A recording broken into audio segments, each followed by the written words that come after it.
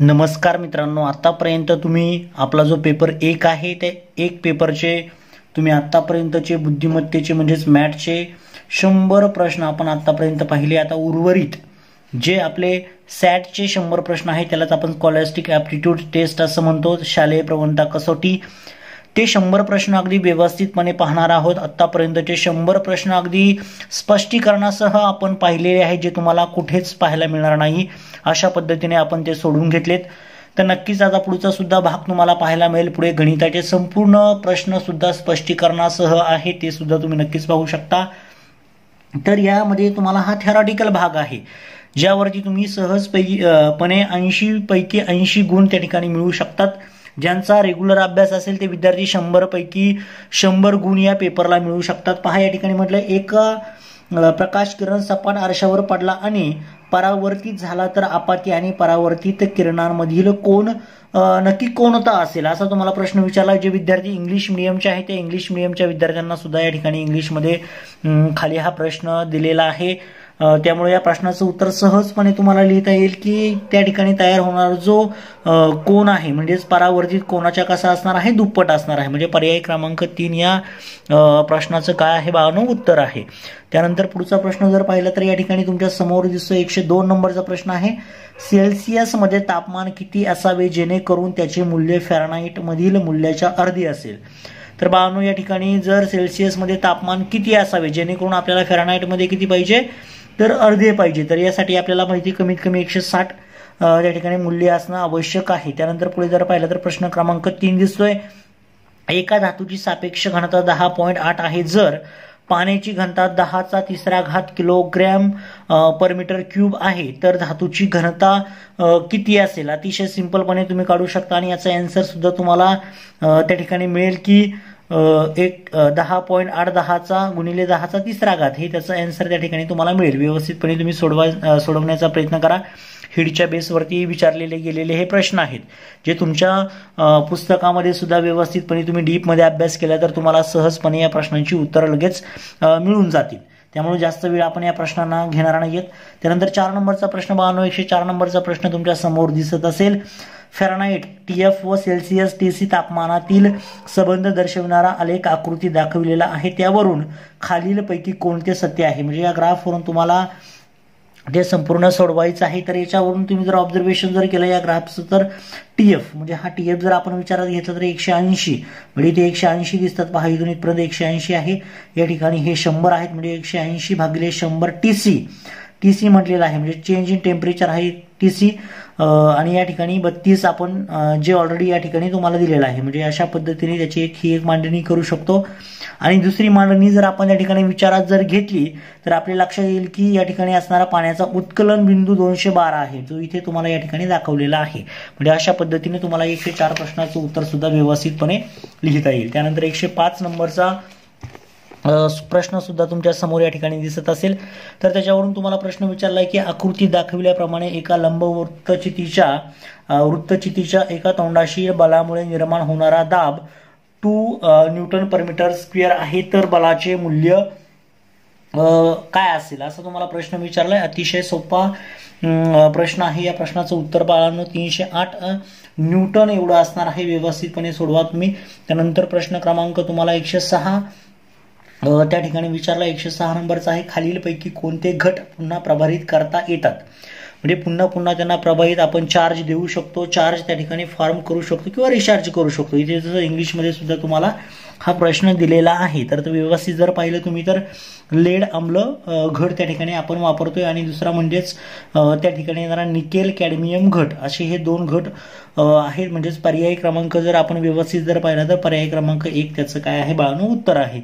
त्यानंतर क्वेश्चन क्रमांक 107 तुमच्या समोर दिसत असेल, जर 512 हर्ट्जचा एक नाद काटा चंद्राच्या पृष्ठभागावर आदळला आपटला तर, पहा म्हणजेच काय केलंय, 512 हर्ट्ज म्हणजे याची फ्रिक्वेन्सी दिलेली आहे तुम्हाला, आणि फ्रिक्वेन्सीच्या बेसवरती या प्रश्नाचं उत्तर विचारलंय। तर नाद काट्याच्या भुजा एका सेकंदात 512 वेळा कंप पावतील। फ्रिक्वेन्सी म्हणजे सगळ्यांना माहिती असेल वारंवारता असते, तर ही जी वारंवारता दिलेली आहे, वारंवारता म्हणजेच बाळांनो त्या ठिकाणी फॉर्मेशन होणारे नंबर ऑफ ऑसिलेशन्स किंवा कंपन म्हणतो आपण त्याला, व्हायब्रेशन्स असं म्हटलं जातं।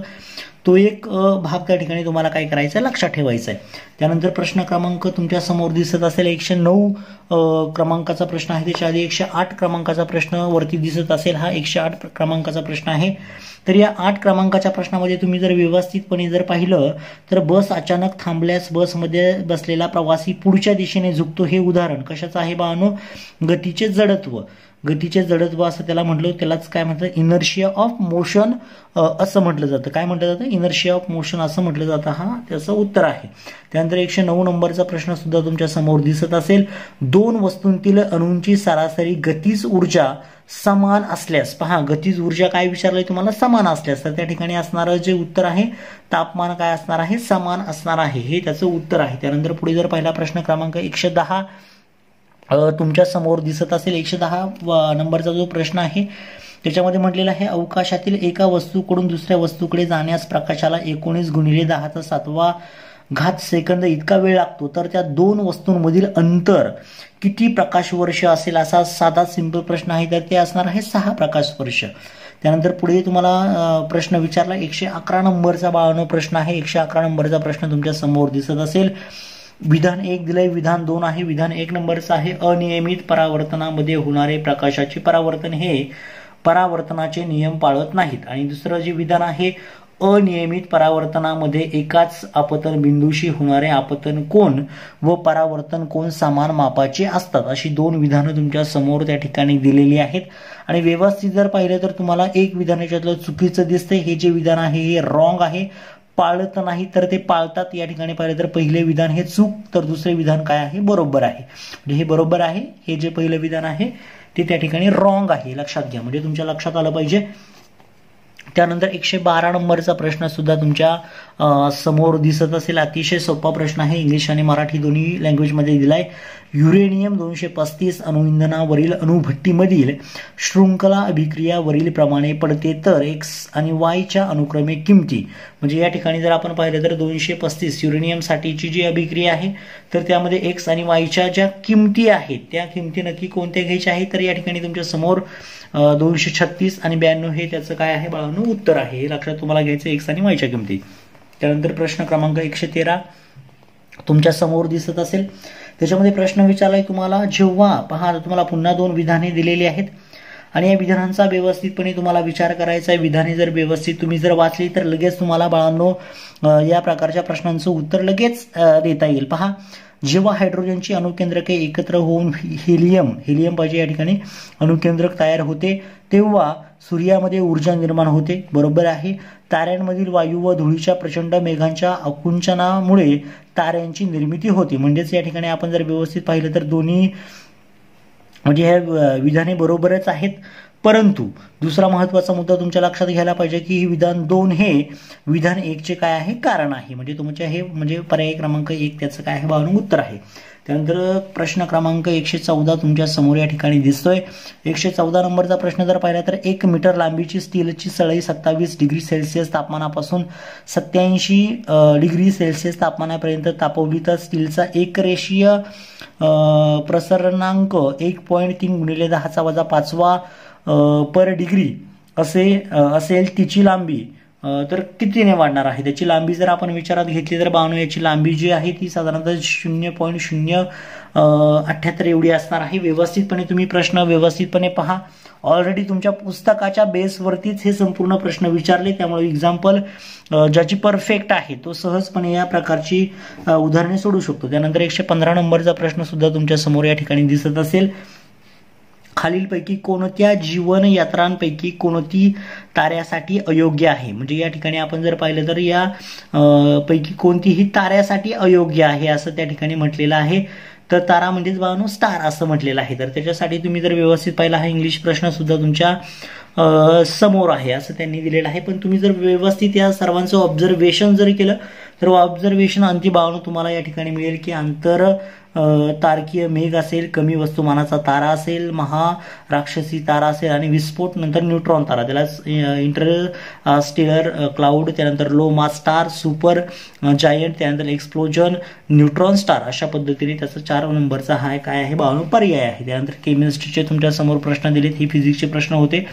त्यानंतर पुढे जर पाहिलं तर केमिस्ट्रीचे प्रश्न आहेत. पुढे जर पहा या ठिकाणी तुम्हाला विचारलंय पहिल्या स्तंभातील घटकांची दुसऱ्या स्तंभातील घटकांशी योग्य जोडी जुळवून खालीलपैकी अचूक पर्याय निवडा. आणि अतिशय महत्त्वाचा प्रश्न आहे, याच्यावरती तुमच्या लक्षात आलं पाहिजे. लगेच तुमच्या इथे सुद्धा कळेल की व्हिनेगर जर पाहिलं तर ॲसिडिक आम्ल असेल, म्हणजे याचं हे उत्तर आहे. बी जर पाहिलं टोमॅटो तर हे ऑक्झॅलिक आम्ल आहे. दही जर आपण पाहिलं सगळ्यांना माहिती आहे दह्यामध्ये लॅक्टिक आम्ल असतं, दूध म्हणजे म्हणतो आपण त्याला, दुधाचा काही भाग असतो.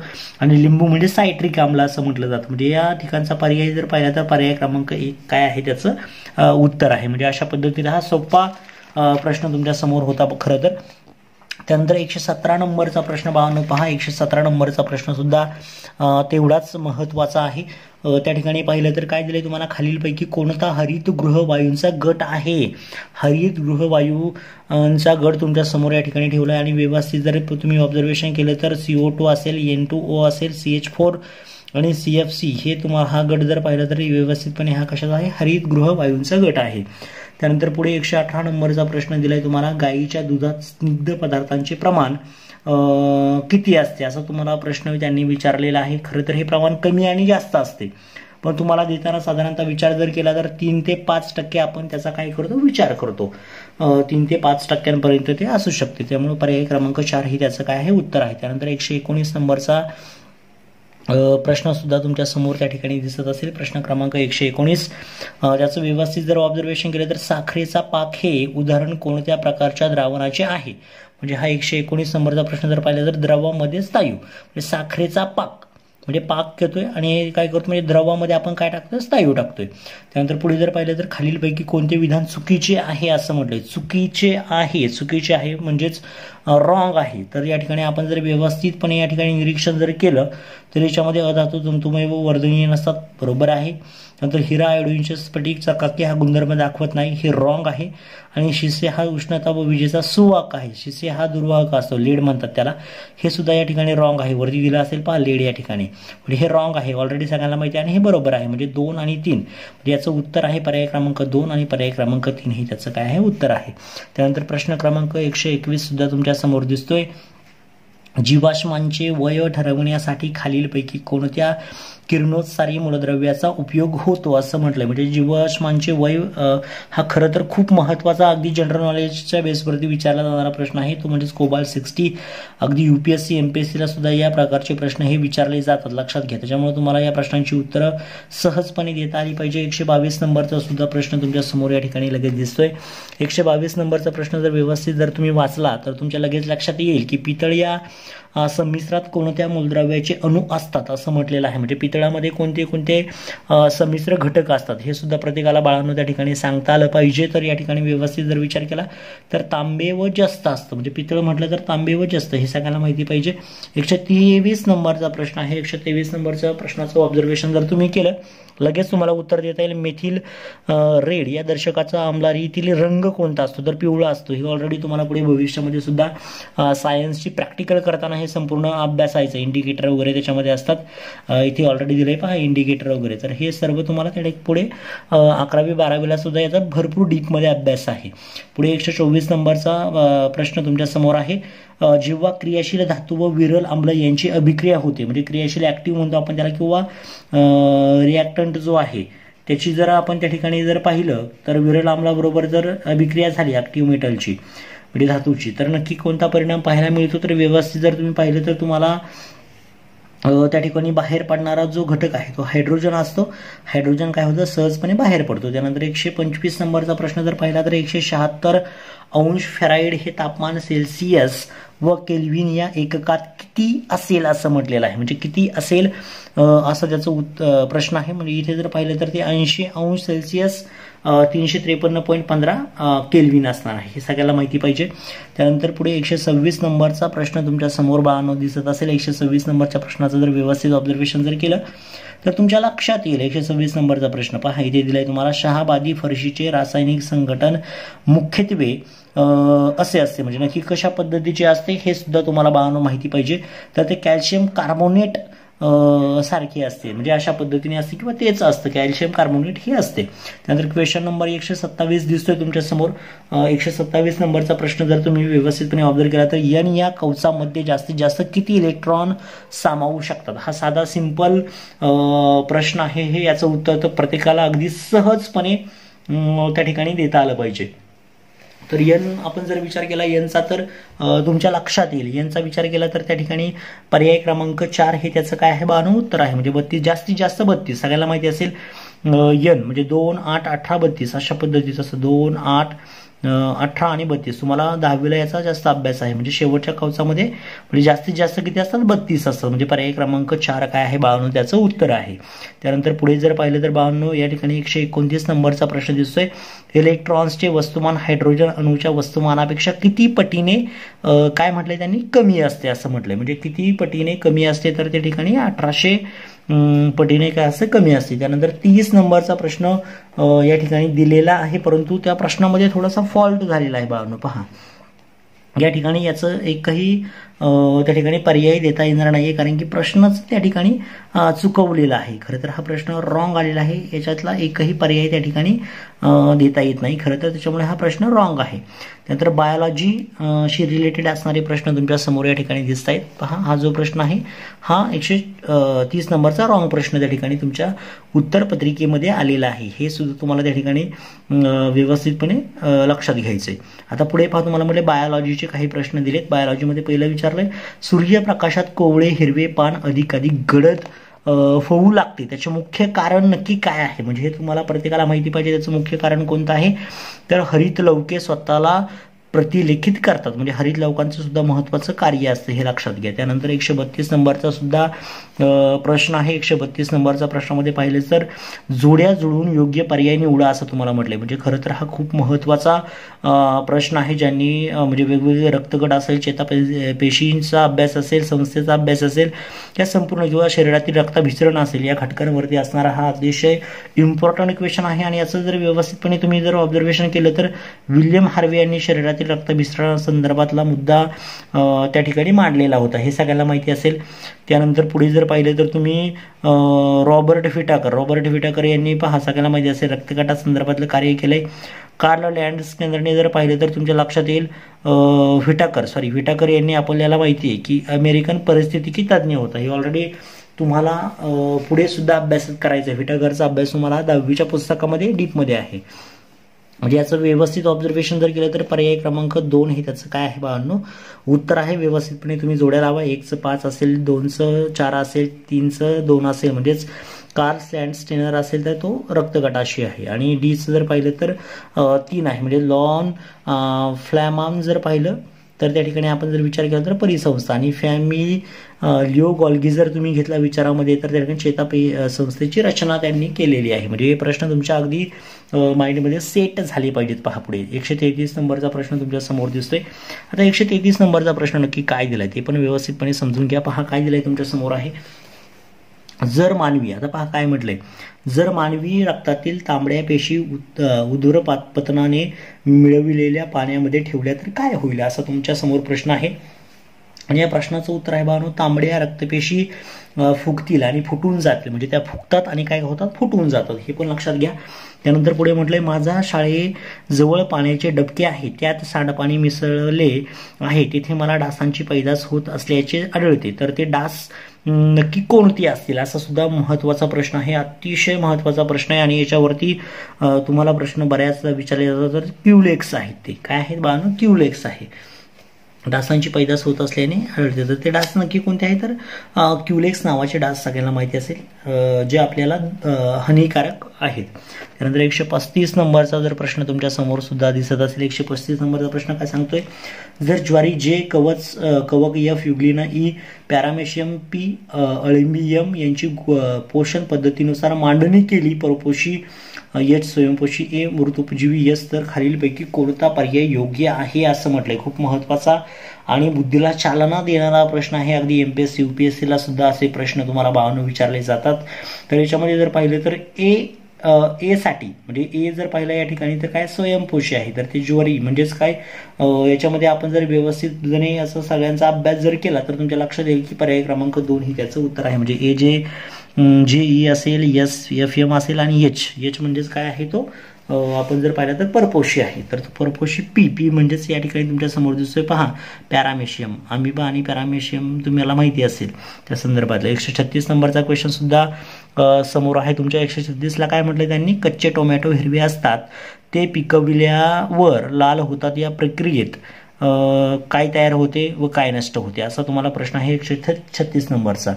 तर या प्रश्नाचं उत्तर आहे बानू लायकोपिन तयार होते आणि हरितद्रव्य काय होते बानू नष्ट होते. हे लक्षात घ्या, खूप महत्त्वाचा इम्पॉर्टंट क्वेश्चन आहे, त्यामुळे व्यवस्थितपणे याची तयारी ठेवाच. म्हणजे बेसिक तुमचं क्लिअर असायला पाहिजे. हे तसं पाहिलं तर खूप डीपमध्ये हे प्रश्न असतात. MTSCची तयारी म्हणजे अगदी MPSC UPSCचे प्रश्न सुद्धा बुद्धिमत्ता गणिताचे आहे. तुम्ही पहा, जरा ऑब्झर्वेशन करा. 137 नंबरचा प्रश्न आहे, आम्ल वर्षाचे घटक पुढीलप्रमाणे असतात. म्हणजे आम्ल वर्षा जर पाहिलं तर त्याचे घटक कोणकोणते असतात, इथे जर व्यवस्थितपणे ऑब्झर्वेशन केलं तर प्रश्न क्रमांक 137चं उत्तर आहे 1. सल्फ्युरिक आम्ल असतं, नायट्रिक आम्ल आणि नायट्रस आम्ल या ठिकाणी असतात. 138 जर पाहिलं तर तुमच्या लक्षात येईल. 38वा प्रश्न सुद्धा तुमच्या समोर आहे, मानवी हृदया संदर्भात खाली दिलेल्यापैकी कोणती विधाने योग्य आहेत. म्हणजे 138 नंबरचा प्रश्न जर पाहिला तर या ठिकाणी आपण जर व्यवस्थित ऑब्झर्वेशन करा, व्यवस्थित ऑब्झर्वेशन जर केलं तर कोणती विधाने योग्य म्हटलंय. मग याच्यामध्ये योग्य विधाने जर पाहिली तर 1 नंबरचं आहे आणि 4 नंबरचं हे बरोबर आहे आणि ही बाकीची जर पाहिली तर रॉंग आहे. म्हणजेच पर्याय क्रमांक 2 हे त्याचं उत्तर आहे. हे लक्षात घ्या. व्यवस्थितपणे तुम्ही जरा व्हिडिओ स्टॉप करून किंवा पॉज करून समजून घ्या हे प्रश्न. आपण पटापट प्रश्न घेतोय जेणेकरून प्रश्न संपूर्ण 200 प्रश्न आपले कंप्लीट झाले पाहिजेत. 139वा प्रश्न आहे, वायू प्रदूषण असलेल्या ठिकाणी झाड ठेवले असता झाडासंबंधीची कोणती विधाने बरोबर ठरतील असं म्हटलंय. तर त्याच्यामध्ये आपण जर पाहिलं तर व्यवस्थित ऑब्झर्वेशन केलं तर याच्यामध्ये ब, क आणि ड ही विधाने बरोबर आहेत. म्हणजेच पर्याय क्रमांक 3 हे त्याचं काय आहे उत्तर आहे. त्यानंतर प्रश्न क्रमांक 140. आता हा प्रश्न क्रमांक 140 नक्की काय सांगतोय, राजूला अपघात झाला असता मोठ्या प्रमाणावर रक्तस्राव झाला, त्याला रक्त संक्रमणाची गरज आहे, त्याचा रक्तगट ए पॉझिटिव्ह आहे. आता याच्यामध्ये जर पाहिलं तर रक्तगटदात्यांचे गट त्याच्यासाठी योग्य आहेत. म्हणजे की कोणते गट त्या ठिकाणी योग्य आहेत हे सुद्धा तुम्हाला समजणं गरजेचं आहे. तर याच्यामध्ये ए पॉझिटिव्ह आणि ओ पॉझिटिव्ह हे त्याचं काय आहे बाळांनो आन्सर आहे. आता पुढचे प्रश्न पाहूया इतिहासाचे अतिशय सिंपल प्रश्न आहेत. व्यवस्थितपणे इतिहासाचा व्यवस्थित स्टेप बाय स्टेप अभ्यास करा. 141वा प्रश्न समोर दिसतोय वरील चित्रांचा, मग ही 2 चित्रांचा व्यवस्थित तुम्ही ऑब्झर्वेशन करा आणि दिलेल्या पर्यायांतील परस्पर संबंध ओळखा.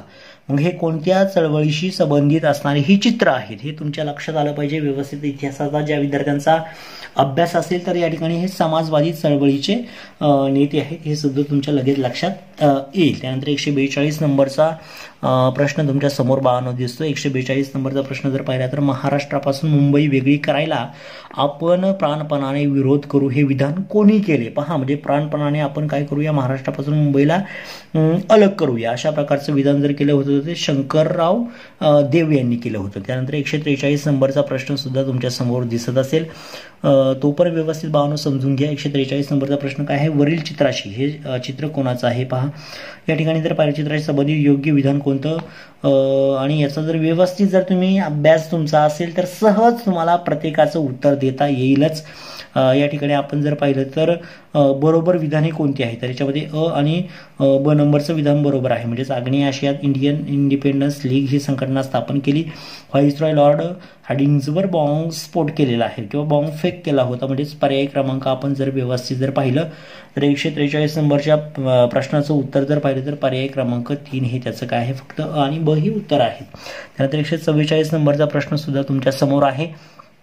खालील संस्थानांच्या विलिनीकरणाचा योग्य कालानुक्रम कोणता आहे. म्हणजे व्यवस्थित कालानुक्रम तुम्हाला या ठिकाणी लावायचा. म्हणजे जुनागड, जम्मू काश्मीर आणि हैदराबाद तुमच्या समोर दिलेला आहे. तर त्याचा व्यवस्थितपणे तुम्ही जर क्रम लावला तर तुमच्या लगेच लक्षात येईल की BAC आहे, म्हणजेच जम्मू काश्मीर, जुनागड आणि हैदराबाद हा त्याचा 92 काय आहे क्रम आहे. हे पण लक्षात घ्या. 145 नंबरचा प्रश्न सुद्धा तुमच्या या ठिकाणी दिसत असेल समोर. 145 नंबरच्या प्रश्नाचं जर आपण व्यवस्थितपणे ऑब्झर्वेशन जर केलं तर भारतात रेड क्रॉस सोसायटीची शाखा उघडणारी महिला कोण आहे? रेड क्रॉस सोसायटी सगळ्यांच्या लगेच डोळ्यासमोर या प्रश्नाचं उत्तर आलं पाहिजे. रखमाबाई सावे.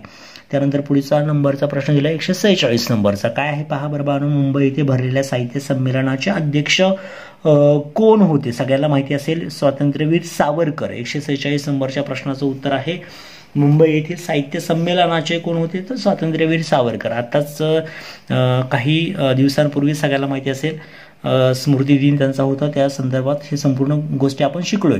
147 नंबरचा प्रश्न 52 तुमच्या समोर असेल आणि त्याचं उत्तर सुद्धा उठा जागे व्हा, ध्येय प्राप्त होईपर्यंत थांबू नका असा संदेश कुणी दिला? या प्रश्नाचं अगदी डोळे झाकून तुम्ही उत्तर देऊ शकता. स्वामी विवेकानंद. 12 जानेवारी हा जन्मदिन आहे त्यांचा, सगळ्यांना माहिती असेल. आणि त्यांचं हे वाक्य हे प्रत्येक स्पर्धा परीक्षेचा करणारा विद्यार्थी असेल किंवा प्रेरणा घेणारा विद्यार्थी असेल त्याच्या हे लक्षात आहेच वाक्य.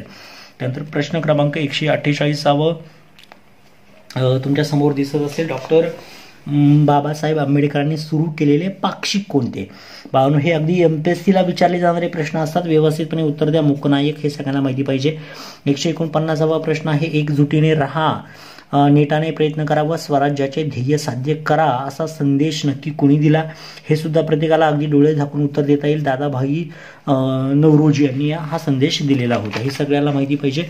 त्यानंतर 150 नंबरचा प्रश्न आहे बावनो. 150 नंबरचा व्यवस्थितपणे तुम्ही जर तुमचा अभ्यास असेल ना बावनो, याच्यातला एकही गुण तुमचा जाणार नाही. थोडासा डीपमध्ये अभ्यास ठेवा. 150 नंबरचा प्रश्न बावनो तुमच्या समोर आहे. पर्यायांचा विचार करता मुळशी सत्याग्रह ही कोणत्या प्रकारची चळवळ होती? मुळशी सत्याग्रह लक्षात घ्या. आणि ही जर पाहिली तर असहकार चळवळ होती बावनो. हे पण तुमच्या लक्षात आलं पाहिजे. ही असहकार चळवळ होती. त्यानंतर 151 नंबरचा त्या ठिकाणी क्वेश्चन नंबर 151 आहे वरील चित्राशी संबंधित. पहा काय म्हटलंय. वरील चित्राशी संबंधित जर पाहिलं तर योग्य पर्याय कोणता? तर याच्यामध्ये व्यवस्थितपणे तुम्ही जर व्यवस्थित ऑब्झर्वेशन तुमचं असेल तर सहजपणे तुम्हाला सांगता येईल की संयुक्त महाराष्ट्र चळवळीचा हा फोटो आहे जो तुमच्या पुस्तकामध्ये सुद्धा ऑलरेडी दिलेला आहे. तुम्ही व्यवस्थित जर पुस्तक पाहिलं असेल तर. त्यानंतर पुढे म्हटलं 152 नंबरचा प्रश्न ऑपरेशन पोलो हे सांकेतिक नाव कोणत्या संस्थानाच्या विलगीकरणाशी संबंधित आहे? हे सुद्धा प्रत्येकाला बाळांनो माहिती पाहिजे. आणि या प्रश्नाचं उत्तर सुद्धा प्रत्येकाचं सहजपणे एका मिनिटामध्ये आलं पाहिजे, कारण की या गोष्टींसंदर्भात भरपूर असे प्रश्न आपल्याला पाहायला मिळतात. ऑपरेशन पोलो जर पाहिजे तर हैदराबाद. त्यानंतर 153 नंबरचा प्रश्न सुद्धा तुमच्या समोर आहे. 153 नंबरच्या प्रश्नाचं व्यवस्थितपणे तुम्ही जर ऑब्झर्वेशन जर केलं तर तुमच्या लक्षात येईल. केशव निळकंठ जोगळेकर हे नाव कोणत्या चळवळीशी संबंधित आहे? मग जोगळेकर म्हटलं तर लगेच तुमच्या बाळानं डोळ्यासमोर त्या ठिकाणी आलं पाहिजे. आणि या प्रश्नाचं उत्तर आहे साम्यवादी चळवळ. त्यानंतर 154 नंबरचा प्रश्न दिलाय पुढील घटनांचा योग्य कालानुक्रम लावा. ज्या विद्यार्थ्याचा अगदी डीपमध्ये अभ्यास असतो तो सहजपणे यांचा कालानुक्रम लावू शकतो. या ठिकाणी पाहिलं तर पर्याय क्रमांक 2 हे त्याचं उत्तर आहे. व्यवस्थितपणे तुम्ही पहा, ज्याचा डीपमध्ये अभ्यास आहे तो सहजपणे या प्रश्नाचं उत्तर देईल. त्यानंतर 155 नंतर हुतात्मा स्मारक कोठे आहे? हा जनरल क्वेश्चन आहे, सगळ्यांना माहिती असेल. मुंबईला आहे हे हुतात्मा स्मारक. जर पाहिलं तर हे हुतात्मा स्मारक मुंबई येथे तयार केलेलं आहे, हे सगळ्याला माहिती पाहिजे. त्यानंतर जिओग्राफीचे प्रश्न बाळांनो समोर दिसत आहेत. समोर जर पाहिले तर 156 नंबरचा प्रश्न तुमच्या समोर दिसत असेल. CBD संदर्भातील अचूक विधान कोणते आहे असं म्हटलेलं आहे. तर या ठिकाणी जर पाहिलं तर 156चं प्रश्नाचं उत्तर आहे हे आर्थिक उलाढालीचे क्षेत्र आहे. इकॉनॉमिक ट्रान्झॅक्शन झोन असं म्हटलं जातं. ओके, हे पण तुम्हाला लक्षात घ्या. म्हणजे हा सिंपल प्रश्न आहे तुमच्यासाठी. त्यानंतर 157 नंबरचा प्रश्न सुद्धा समोर दिसत असेल. जमशेदपूर हे, आता जमशेदपूर हे काय आहे सगळ्यांना माहिती पाहिजे. हे सगळ्यांना माहिती सुप्रसिद्ध आहे. औद्योगिक केंद्र आहे. मोठ्या प्रमाणामध्ये उद्योगधंदे त्या ठिकाणी चालतात. कापड गिरण्या सुद्धा आपल्याला मोठ्या प्रमाणावरती पाहायला मिळतात. हे GKचा भाग आहे संपूर्ण जर आपण व्यवस्थित विचार केला तर. 158वा प्रश्न समोर दिसतोय तुमच्या. या ठिकाणी म्हटलं शब्द प्रमाण 1 सेंटीमीटर बरोबर 57 किलोमीटर असल्यास नकाशाचे अंक प्रमाण नक्की कोणतं असेल असा प्रश्न आहे. आणि प्रश्नाचं उत्तर सुद्धा तेवढं सिंपल आहे. 1 आणि 57 या ठिकाणी जर पाहिले तर लक्ष अशा पद्धतीने ते आपण लिहू शकतो. म्हणजे अशा पद्धतीने 1:2 अशा पद्धतीने तुम्हाला ते लिहिता येईल. त्यानंतर पुढे जर पाहिलं तर 159 नंबरचा प्रश्न आहे. MIDCच्या स्थापनेमुळे, आता MIDC संदर्भात असणारा खरं तर हा महत्त्वाचा प्रश्न आहे. 1 मिनिट तुमच्या समोर थोडंसं व्यवस्थित दिसेल. अजून पहा, आता इथे दिसतंय 59 नंबरचा प्रश्न आहे. MIDCच्या स्थापनेमुळे काय घडले असं म्हटलंय. म्हणजे MIDCची स्थापना झाली आणि त्याच्यामुळे नक्की काय झालं, कशामध्ये बदल झाला आणि कशा पद्धतीने त्या ठिकाणी बऱ्याच जणांना रोजगार मिळालेले आहेत. जे सगळ्याला माहिती असेल इथे दिले पहा त्यांनी. प्रादेशिक असमतोल दूर झाला, बऱ्याच जणांना रोजगार मिळाले त्याच्यामुळे असमतोल दूर झाला. 160 नंबरचा प्रश्न बाळांनो समोर दिसत असेल तुमच्या. 60 नंबरचा प्रश्न जर पाहिला व्यवस्थितपणे तुम्ही जर ऑब्झर्वेशन जर केलं तर लगेच तुम्हाला त्याचं उत्तर मिळेल. 82 डिग्री 30 मिनिट हे वरचं डॅश म्हणजे मिनिट असतं. पूर्व रेखा वृत्तावर सकाळचे 8 वाजलेले असतील तर किबिथू येथील स्थानिक वेळ किती असेल असं तुम्हाला त्या ठिकाणी म्हटलेलं आहे. तर या ठिकाणी सकाळचे 9 वाजलेले आहेत. त्यानंतर 161 नंबरचा प्रश्न सुद्धा बाळांनो तुमच्या समोर त्या ठिकाणी असेल. 161 नंबरचा प्रश्न काय आहे. पृथ्वीच्या अंतरंगासंदर्भात खालीलपैकी चुकीचे विधान कोणते असं म्हटलंय. चुकीचे विधान कोणते म्हटलंय तर याचं उत्तर जर पाहिलं तर गाभ्यावर प्रावरण तरंगत आहे. म्हणजे गाभ्यावर प्रावरण तरंगत आहे हे काय आहे तर चुकीचे उदाहरण आहे. 162 नंबरचा प्रश्न सुद्धा तुमच्या समोर दिसत असेल. 162 नंबरचा प्रश्न जर व्यवस्थितपणे तुम्ही जर ऑब्झर्वेशन जर केलं तर लगेच तुम्हाला त्याचं उत्तर देता येईल. काय म्हटलेलं आहे त्यांनी या ठिकाणी कोणत्या भूकंप लहरी द्रवरूप माध्यमातून प्रवास करू शकतात तर प्राथमिक लहरी म्हणतात त्यांना. 163 नंबरचा प्रश्न पण समोर आहे. तो आहे बाळांनो नकाशावर भूमी उपयोजन दाखविताना विशेष रंग वापरतात जसे. आता 163 नंबरचं जर पाहिलं तर त्या ठिकाणी आपण व्यवस्थित ऑब्झर्वेशन जर केलं तर त्या ठिकाणी आपल्याला मिळेल लाल निवासी क्षेत्र, लाल म्हणजे निवासी क्षेत्र, आणि निळा जर असेल तर जलाशय. हे त्याचं उत्तर आहे 163 नंबरच्या प्रश्नाचं. त्यानंतर 164 नंबरचा प्रश्न पण बाळांनो तुमच्या समोर दिसतोय. 164 नंबर प्रश्नाचं उत्तर जर पाहिलं तर वर दर्शवलेले चिन्ह हे कशाचं आहे. हे चिन्ह सगळ्यांना सहजपणे या प्रश्नाचं उत्तर देता आलं पाहिजे आणि ते उद्योगाचं आहे. ट्रेडमार्क असतो बाळांनो सगळ्यांना माहिती असेल त्याच्यावरचं हे महत्त्वाचं चित्र आहे. 165 नंबरचा प्रश्न पण तुमच्या समोर त्या ठिकाणी दिलेला आहे. 165 नंबर प्रश्न दिसतो या ठिकाणी. तर एक्स मुळाक्षराने दर्शवलेला आकृतीमधील भू आकार म्हणजे हा जर पाहिला, हा आकार जर पाहिला तर नक्की कोणता आहे असं तुम्हाला विचारलाय तर तो काय आहे बाळांनो सागरी मैदान आहे. अशा पद्धतीने हा सपाट भाग दिसतोय आणि हा सागराचा भाग दिसतो. पण हा जो भाग आहे हा जर पाहिला तर हा सागरी मैदान आहे. त्यानंतर 166 नंबरचा सुद्धा प्रश्न बाळांनो तुमच्या समोर दिसत असेल. 0° रेखावृत्तावरील स्थानिक वेळ व प्रमाण वेळ यातील फरक नक्की काय आहे असं सुद्धा तुम्हाला प्रश्न बऱ्याचदा असतो. तर या ठिकाणी फरक जर पाहिला तर 0 मिनिटे एवढा असतो. हे लक्षात तुम्हाला नेहमी ठेवायचं आहे कारण याच्यावरती सुद्धा तुम्हाला बऱ्याचदा प्रश्न विचारला जातो. आता पुढचे त्या ठिकाणी 167 नंबरचा प्रश्न तुमच्या समोर असेल. 167 नंबरचा व्यवस्थित जर तुम्ही ऑब्झर्वेशन जर केलं तर काय दिले त्यांनी खालीलपैकी कोणत्या ढगांपासून मुसळधार पर्जन्याची शक्यता असते. म्हणजे असा प्रश्न आहे आणि सिंपल प्रश्न आहे. तर या ठिकाणी क्युम्युलो निंबस असं त्याचं उत्तर आहे. त्यानंतर 168 नंबरचा प्रश्न आहे. खालीलपैकी कोणते ठिकाण लोह पोलाद व्यवसाय सुयोग्य आहे. म्हणजे या ठिकाणचं कोणतं ठिकाण त्या ठिकाणी आहे म्हणजे A, B, C आणि D असं म्हटलंय. तर व्यवस्थित जर तुम्ही नकाशाचा तुमचा अभ्यास असेल तर सहज तुम्हाला D म्हणजे या ठिकाणी जो D पर्याय दिलाय हा इथला तर तो कशासाठी लोह पोलादासाठी आहे. या ठिकाणी पहा दिलाय लोह आणि पोलादासाठी आहे. आता या ठिकाणी पुढचं चित्र तुमच्या समोर दिलेलं असेल. हे चित्र पहा तुमच्या लगेच लक्षात येईल की कशा पद्धतीने आहे. वरील चित्रात दाखवलेले यंत्र नक्की कोणतं आहे पहा. म्हणजे 169 नंबरचा जो प्रश्न आहे त्याच्यामध्ये विचारलाय. म्हणजे या ठिकाणी जर पाहिलं आता जे विद्यार्थ्यांना तुम्हाला माहिती नसेल ज्यांचं वय 18 झालेलं आहे ज्यांनी मतदान केलेलं आहे या ठिकाणी असं बटन असतं दाबायला. म्हणजे हे तुम्हाला अशा पद्धतीने स्टिकर लावलेले असतात जे निवडणुकीसाठी उभे आहेत. म्हणजे मतदान यंत्र आहे बाळांनो. तुमच्या आई वडिलांना हे यंत्र तुम्ही दाखवलं तर सगळं सहज सांगतील. म्हणजे अशा पद्धतीने या ठिकाणी मशीन सुद्धा असते, नंबर सुद्धा दिलेले असतात आणि इथे अशी बटणं असतात. म्हणजे तुम्हाला ज्या उमेदवाराला मत द्यायचं त्याच्या पुढे फक्त बटन दाबायचं म्हणजे मतदान यंत्र हे आहे ते. 170 नंबरचा प्रश्न आहे. भौगोलिक क्षेत्र भेटीचा प्रमुख उद्देश हा असतो. आता भौगोलिक क्षेत्र भेट, आता हा क्षेत्र भेटीवरती आधारित असणारा प्रश्न आहे, हे सगळ्याला माहिती असेल. अगदी डीपमध्ये तुम्हाला हे तुमच्या पुस्तकातलेच संपूर्ण प्रश्न आहेत. तर मानव आणि पर्यावरणाचे नाते समजणे हा त्याचा सगळ्यात महत्त्वाचा, अगदी सेकंदात या प्रश्नाचं उत्तर तुमचं येईलच. त्यानंतर नागरिक शास्त्राचे शेवटचे 10 प्रश्न आहेत या विज्ञान, इतिहास, भूगोल, नागरिकशास्त्रामधले 181 ते 80 मधले. इथे दिले पहा तुम्हाला, संसदीय शासन पद्धतीचा जबाबदार शासन पद्धत म्हणतात, म्हणजे पद्धतीला जबाबदार शासन पद्धत ही का म्हणतात, तर तेवढाच महत्त्वाचं त्याचं उत्तर पण आहे. पंतप्रधान व त्यांचे मंत्रिमंडळ हे कायदे मंडळाला जबाबदार असते, म्हणजे पर्याय क्रमांक 1 त्याचं उत्तर आहे. त्यानंतर क्वेश्चन नंबर 172. क्वेश्चन नंबर 172 काय सांगतोय ते पण समजून घ्या. तर काय म्हटलं त्यांनी, खालील विधानापैकी बरोबर विधान ओळखा असं म्हटलंय तुम्हाला. म्हणजे 172 नंबर प्रश्नाचं उत्तर जर व्यवस्थित तुम्ही जर ऑब्झर्वेशन जर केलं तर अ आणि क ही विधाने काय आहेत भावना बरोबर आहे, म्हणजे पर्याय क्रमांक 2 हे त्याचं काय आहे उत्तर आहे, हे पण लक्षात घ्या. त्यानंतर 173 नंबरचा प्रश्न पहा तुमच्या समोर दिसतो इथे इंग्लिशमध्ये, आपण मराठीमध्ये इकडे पाहूया. मराठीमध्ये 173 नंबरचा प्रश्न तुमच्या समोर दिसत असेल. अमेरिकेतील मंत्रिमंडळाला कायदे करण्याचा अधिकार आहे, तसाच तो भारतीय मंत्र्यांनाही असतो, हे विधान बरोबर आहे की चूक आहे, अशा पद्धतीचे तुम्हाला वेगवेगळे पर्याय दिलेले आहेत, ते समजून घ्या 173 नंबरचं.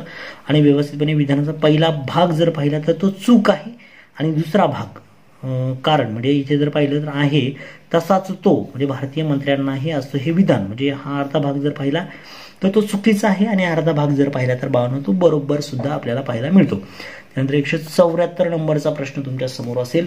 खाली प्रशासकीय अधिकाऱ्यांची पदे दिलेली आहेत, त्यातील विसंगत पद ओळखा असं म्हटलं. म्हणजे विसंगत म्हणजे वेगळे पद नक्की कोणते आहे ते पण तुम्हाला ओळखायचं आहे. तर या ठिकाणी पाहिलं तर जिल्हाधिकारी हे काय आहे, वेगळे पद आहे, हे पण लक्षात घ्या.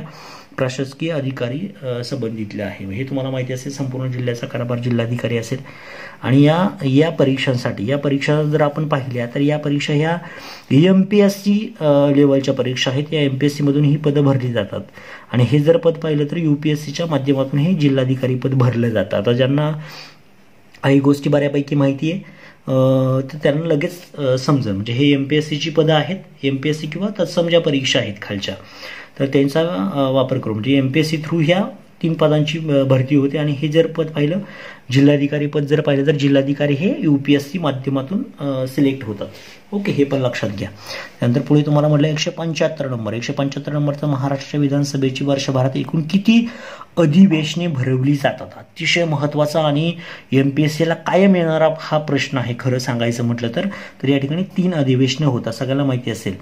त्यानंतर पुढे 176 नंबरचा प्रश्न आहे, न्यायालयीन पुनर्विलोकन म्हणजेच काय. आता हा सुद्धा तेवढाच इम्पॉर्टंट प्रश्न आहे. तुम्हाला मी ऑलरेडी आधीच सांगितलंय की 8वीचा इतिहास 11वीचा इतिहास ऑलरेडी MPSCला UPSCला सुद्धा त्या ठिकाणी येतो, आणि बरेचसे प्रश्न हे तेच असतात, बाहेरचे त्याच्या प्रश्न असतात. तर या ठिकाणी याचं उत्तर आहे कायदा संविधानाशी विसंगत असल्यामुळे बेकायदेशीर ठरवणे, हे त्याचं उत्तर आहे. त्यानंतर 177 नंबरचा क्वेश्चन तुमच्या समोर आहे. 2-3 प्रश्न या नागरिकशास्त्राचे आहेत, सिव्हिक्सचे राहिलेत आपले, पहा तुमच्या समोर या ठिकाणी दिसत असतील. तर हा जो प्रश्न आहे म्हणजे तुमच्या इथे लक्षात आलेला असेल 177 नंबरचा, विधानसभेच्या निवडणुकीमध्ये जर कोणत्याच पक्षाला स्पष्ट बहुमत मिळाले नाही तर काही पक्ष एकत्र येऊन सरकार बनवितात, याबाबतचा निर्णय कोणाकडून घेतला जातो, असा तुम्हाला 177 नंबरचा प्रश्न आहे. तर या ठिकाणी राज्यपालांकडून, सगळ्यांना माहिती असेल आताच काही दिवसांपासून आपण आपल्याही महाराष्ट्र राज्यामध्ये तुम्हाला अशा पद्धतीचं बहुमत निर्माण करून सत्ता निर्माण केल्याचं पाहायला मिळालेलं असेल. त्यानंतर 178 नंबरचा प्रश्न असेल, भारतात एकूण 29 घटक राज्य आहेत आणि विधानसभा आहेत, आणि एकूण किती विधानसभा आहेत, तर हा सुद्धा खूप महत्त्वाचा प्रश्न आहे, 31 विधानसभा आहेत. त्यानंतर पुढे तुम्हाला त्या ठिकाणी 179 नंबरचा प्रश्न आहे, योग्य जोड्या जुळवा असं त्या ठिकाणी म्हटलेलं आहे. तर योग्य जोड्या जुळवा त्या ठिकाणी तुमच्या समोर तुम्ही जर व्यवस्थितपणे ऑब्झर्वेशन जर केलं तर लगेच तुम्हाला उत्तर देता येईल. एकचं क आहे, उपजिल्हाधिकारी अखिल भारतीय म्हणजेच UPSC लेवलची परीक्षा त्या ठिकाणी अखिल भारतीय सेवा असं म्हटलंय. तर या ठिकाणी व्यवस्थित जर तुम्ही ऑब्झर्वेशन जर केलं तर एक म्हटलंय भारतीय पोलीस सेवा IPS म्हणतो, IPS याचा आहे, म्हणजे एकचं ब असायला पाहिजे, एकचं क असायला पाहिजे. अखिल भारतीय सेवा म्हणजेच UPSC ची परीक्षा जर असेल तर भारतीय पोलीस सेवा म्हणजे IPS असं म्हणतात, त्याला IPS आहे. त्यानंतर पुढची केंद्रीय सेवा. केंद्रीय सेवा ही आहे. म्हणजे सगळ्याला माहिती पाहिजे, या संपूर्ण महत्त्वाच्या सेवा आहे. तुमच्यातले बरेचसे विद्यार्थी पुढे जातील. आणि राज्यसेवा म्हणजे MPSC. MPSC तर तुम्हाला सांगितलं मागाशीच, एका प्रश्नाचं उत्तर इथे दिले या ठिकाणी, इथे पहा. तर ते MPSC राज्यसेवा म्हणजे MPSC आणि अखिल भारतीय म्हणजे UPSC. केंद्रीय म्हणजेच आपल्या सेंट्रल गव्हर्नमेंट म्हणजे भारतीय रेल्वे. ओके. त्यानंतर पुढे जर पाहिलं तर 180. उच्च न्यायालयातील न्यायाधीशाची नेमणूक कोण करतो? उच्च न्यायालयाचे न्यायाधीश, तर यांची नेमणूक राष्ट्रपती मार्फत केली जाते. हे लक्षात घ्या, अतिशय सोपा भाग होता. आता यानंतरचे लगेच पुढचे 20 प्रश्न आहेत, लगेच मॅडम पुढे सोडून घेतील. 20 प्रश्न म्हणजे 181 ते 200 ते लगेच तुम्हाला पुढे कंटिन्यू पाहायचे आहेत. ओके. चला आता पाहूया पुढचे प्रश्न गणित विषयाचे 181 ते 200. पहा, 181 नंबरचा प्रश्न आहे. एका भांड्यामध्ये लाल व निळ्या रंगाच्या गोट्या समान संख्येमध्ये आहेत. पहा काय म्हटलंय, समान संख्येमध्ये आहेत. त्या भांड्यात निळ्या रंगाच्या अजून 25 गोट्या मिसळल्या तेव्हा भांड्यामध्ये निळ्या व लाल रंगाच्या गोट्यांचे प्रमाण 3:4 झाले. तर त्या भांड्यामध्ये सुरुवातीला असलेल्या एकूण गोट्या बरोबर किती? तर पहा, हे 4 पर्याय दिलेले आहेत. तर पहा, हे सोडवायचं कसं आहे. तर पहा, पहिल्यांदा लाल आणि निळ्या रंगाच्या गोट्या कशा आहेत? समान संख्येमध्ये आहेत. समजा आपण काय करूया, समजा सुरुवातीला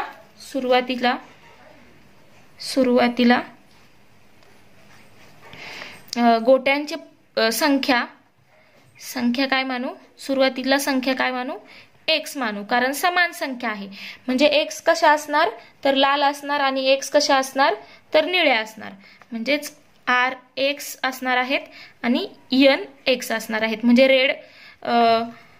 X मध्ये रेड कलरच्या X असणार आहेत आणि ब्ल्यू कलरच्या सुद्धा कशा असणार आहेत? X असणार आहेत. तर दोन्ही मिळून किती होतील? 2x. ठीक आहे, पहिल्यांदा 2x असतील. त्यानंतर त्यांनी सांगितलं त्या भांड्यात निळ्या रंगाच्या अजून 25 गोट्या मिसळल्या. निळ्या रंगाच्या अजून म्हणजेच ब्ल्यू रंगाच्या किती मिळाल्या? अजून मिळवल्या 25. म्हणजे पहिल्या ओरिजिनल होत्या x, अजून 25 मिळवल्या तर झाल्या x + 25. तर टोटल किती होतील? तर त्या होतील पुन्हा ह्या 2x झाल्या, ह्या 2x होत्या आणि 25 ब्ल्यू मध्ये मिसळल्यामुळे म्हणजे निळ्या मध्ये मिसळल्यामुळे इथे x + 25 बरोबर किती होतील टोटल? तर ते किती होईल? तर त्यांनी सांगितले पहा, इथे लाल आणि निळ्या रंगाच्या गोट्यांचे प्रमाण 3:4 झाले. म्हणजेच पहा, आता हे सॉल्व्ह करायचे आपल्याला. नंतर एवढ्या गोट्या होणार आहेत टोटल. तर या ठिकाणी पहा, त्यांनी प्रमाण दिलेलं आहे लाल आणि निळ्यांचं किती आहे? 3:4. तर पहा, पहिल्यांदा किती होत्या? x आणि त्यानंतर किती झाल्या? x + 25. लाल रंगाच्या आहेत x, त्यानंतर निळ्या रंगाच्या आहेत x + 25. लाल रंगाच्या आहेत x आणि निळ्या रंगाच्या आहेत x + 25. हे सॉल्व्ह केल्यानंतर आपल्याला मिळेल तर 3 × x + 25 4 × x म्हणजेच 3x अधिक 25 × 75 बरोबर 4x. त्यानंतर पहा, या ठिकाणी सॉल्व्ह केल्यानंतर 4x - 3x बरोबर 75 होईल. हे 3x तिकडे जाऊन वजा होतील म्हणजेच x बरोबर किती होईल? तर x बरोबर होईल 75. पण आपल्याला त्यांनी काय विचारलंय की त्या भांड्यामध्ये सुरुवातीला असलेल्या एकूण गोट्या किती? सुरुवातीला किती होत्या? x अधिक x, 2x गोट्या होत्या. म्हणजेच 2x बरोबर किती येईल? 75 × 2 म्हणजेच 2x बरोबर 150. म्हणजे ह्या प्रश्नाचं उत्तर आहे पर्याय क्रमांक, पहा या ठिकाणी पर्याय क्रमांक 3 150 याचं उत्तर आले. सुरुवातीला एकूण किती गोट्या होत्या? 2x म्हणजेच 150.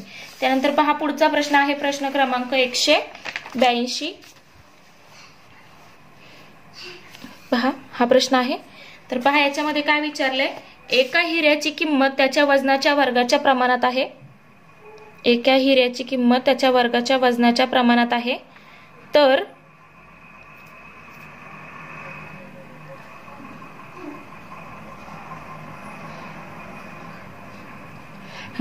पहा, एका हिऱ्याची किंमत त्याच्या वजनाच्या वर्गाच्या प्रमाणात आहे. हिरा फुटला व त्याचे 1, 2, 3, 4 या प्रमाणात 4 तुकडे झाले. तुकडे विकून व्यापाऱ्याला मिळणारी रक्कम ही मूळ तुकड्याच्या किमतीपेक्षा 35,000 रुपयांनी कमी आहे. तर त्या मूळ हिऱ्याची किंमत किती असेल? तर पहा या ठिकाणी काय सांगितलं, जो ओरिजिनल हिरा होता तो फुटला आणि त्याचे एकास, दोनास, तीनास, चार असे 4 तुकडे झाले. ते तुकडे विकून व्यापाऱ्याला काय पहा, मूळ रकमेपेक्षा 35,000 रुपये कमी मिळाले. तर त्या हिऱ्याची मूळ किंमत किती असेल असं विचारलंय. हे जे 4 पर्याय आहेत त्या 4 पर्यायावरून आपल्या लक्षात येईल की या ठिकाणी हिऱ्याची मूळ किंमत 10,000 असणार नाहीये, कारण की 35,000 रुपये त्याला तोटा झालेला आहे, म्हणजे कमी मिळालेले आहेत. पूर्ण याच्यापेक्षा हे तर निगेटिव्ह मध्ये जाईल, म्हणजे ही किंमत 35,000पेक्षाही लहान आहे, म्हणजे ही मूळ किंमत नसणार आहे. ही सुद्धा 30,000 सुद्धा 35,000पेक्षा सुद्धा कमी आहे, म्हणजे मूळ किंमत 30,000 नसणार आहे. चौथा पर्याय सुद्धा आहे पहा 20,000, ही सुद्धा 35,000पेक्षा लहान आहे, म्हणजे ही मूळ किंमत नसणार आहे. तर मूळ किंमत कुठली असणार आहे, 50,000. आणि त्याला 35,000 कमी मिळाले, म्हणजे त्याला आता किती रक्कम मिळाली, तर ती आहे 15,000. 15,000 रुपये रक्कम मिळाली, म्हणजे ओरिजिनल रक्कम असणार आहे 50,000. तरच ते शक्य आहे की त्याला 35,000ने रक्कम कमी मिळाली. पहा या ठिकाणी पहा पर्याय क्रमांक 2 मध्ये 50,000 हे याचं अचूक उत्तर आहे. म्हणजेच या ठिकाणी 35,000चा तोटा झाला तरी त्याला 15,000 रुपये मिळतील, म्हणजे ओरिजिनल किंमत असणार आहे त्याची, म्हणजे मूळ किंमत असणार आहे 50,000. बाकी सगळे पर्याय जे आहेत ते 35,000पेक्षा लहान आहेत, म्हणून हे आहे याचा पर्याय क्रमांक 2, 50,000 अचूक उत्तर. पाहूया पुढचा प्रश्न क्रमांक 183. पहा याच्यामध्ये काय विचारलंय की श्यामचे वय X वर्ष आहे की जे त्याच्या 3 मुलांच्या वयाच्या बेरजे इतके आहे. Y वर्षापूर्वी त्याचे वय त्याच्या मुलांच्या त्यावेळच्या वयाच्या बेरजेच्या दुप्पट होते, तर X/Y बरोबर किती, असा हा प्रश्न आहे. तर पहा हे कसं सोडवायचं आहे. तर पहा या ठिकाणी श्यामचे वय X वर्ष आहे. समजा श्यामचे वय X वर्ष मानू की जे त्याच्या 3 मुलांच्या वयाच्या बेरजे इतके आहे. म्हणजे X बरोबर काय आहे, समजा त्याच्या 3 मुलांचं वय आहे P + Q + R असं आहे, तर त्यांच्या बेरजे इतकं आहे. हे पहिल्या वाक्यानुसार पहिलं लिहिलं. त्यानंतर Y वर्षांपूर्वी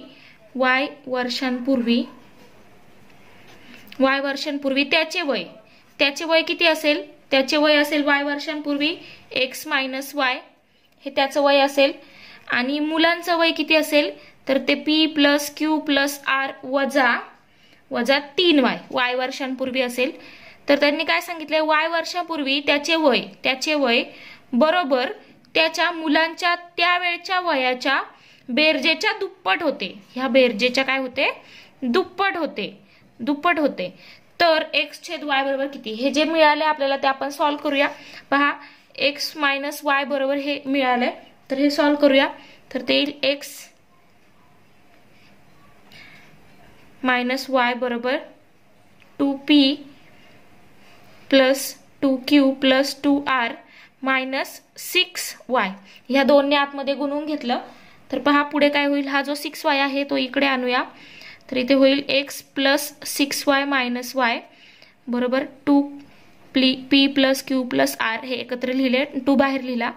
तर इथे X + 5Y बरोबर 2 × हे काय आहे, तर ही X ची किंमत आहे समीकरण 1 वरून, म्हणून हा X तिकडे नेऊया. 5Y बरोबर 2X - X म्हणजेच 5Y बरोबर X, म्हणजेच X/Y बरोबर काय येईल, तर X हा Y तिकडे भागिले नेला तर इथे फक्त 5/1 राहील. म्हणजे X/Y ची किंमत आली 5/1, म्हणजेच किती, 5. तर हा आहे पर्याय क्रमांक पहा या ठिकाणी. तर X/Y ची किंमत किती मिळाली आपल्याला, 5, म्हणजेच पर्याय क्रमांक 1 हे ह्या प्रश्नाचं अचूक उत्तर आहे. 183 नंबरचा प्रश्न. तर पहा अशा प्रकारे आपल्याला याचं उत्तर मिळाले. पाहूया पुढचा प्रश्न क्रमांक 184. तर पहा याच्यामध्ये काय सांगितलंय, 3 गजरच्या घंटा दर 21, 28, 30 मिनिटांनी होतात. आता दुपारचा 1 वाजला आहे आणि 3ही घंटा एकत्र वाजत आहेत. तर यानंतर प्रथम 3ही घंटा किती वाजता एकाच वेळी वाजतील. पहिला पर्याय आहे 5 वाजता, दुसरा आहे 7, तिसरा आहे 6 आणि चौथा आहे 8. तर पहा या 3ही घंटा पुन्हा एकत्र कधी वाजतील ते आपल्याला विचारले. 1 वाजता त्या एकत्र वाजलेल्या आहेत, तर पुन्हा कधी वाजतील. तर पहा ज्यावेळेस असा प्रश्न असेल त्यावेळेस काय करायचं, 21 जे दिलेले आहेत त्यांचा सगळ्यांचा काय काढायचा, एलसीएम म्हणजेच काय, लसावी काढायचा आहे. तर पहा 2 ने भाग दिला तर या ठिकाणी 21 ला भाग जात नाही, इथे येईल 14, इथे येईल 15, पुन्हा 2 ने भाग द्या, या ठिकाणी 21 तसाच राहील, 7 या ठिकाणी 15 तसेच राहतील. त्यानंतर आता पहा 7 ने भाग जातोय, 3 ने भाग जातोय, 3 3 त्रिक 9, 3 7 21, त्यानंतर इथे 7 तसाच राहील आणि 3 5 15. आता पुन्हा 5 ने द्या, या ठिकाणी 1 येईल, या ठिकाणी 7 तसेच राहतील. आता 7 ने देऊया, 1 1 1. तर पहा अशा प्रकारे आपल्याला ह्या बाजूला जे मिळाले ते सगळे शेवटी 1 1 1 पर्यंत आपण भाग देत राहिलो. पहा एलसीएम बरोबर म्हणजेच लसावी बरोबर किती मिळाला, 2 गुणिले 2 गुणिले 3 गुणिले 5 गुणिले 7. तर हे सगळे येईल 420 गुणाकार. आता हे जे आलंय एलसीएम म्हणजेच लसावी जो आलाय, तर याला आपल्याला इथे पहा किती वाजता एकत्र वाजतील असं विचारलंय. त्यासाठी आपण याला 60 ने भागणार, म्हणजे तासामध्ये याचे कन्व्हर्जन करूया, तासामध्ये कन्व्हर्ट करूया.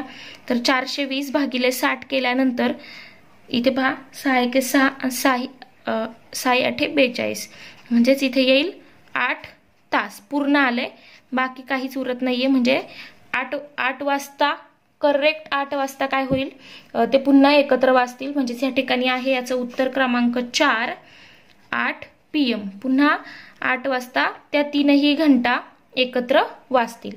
असा हा प्रश्न होता. पाहूया पुढचा प्रश्न, प्रश्न क्रमांक या ठिकाणी प्रश्न आहे 185. तर पहा याच्यामध्ये काय विचारलेलं आहे की जर a अधिक b अधिक c बरोबर 3, a चा वर्ग अधिक b चा वर्ग अधिक c चा वर्ग बरोबर 6 आणि 1/a अधिक 1/b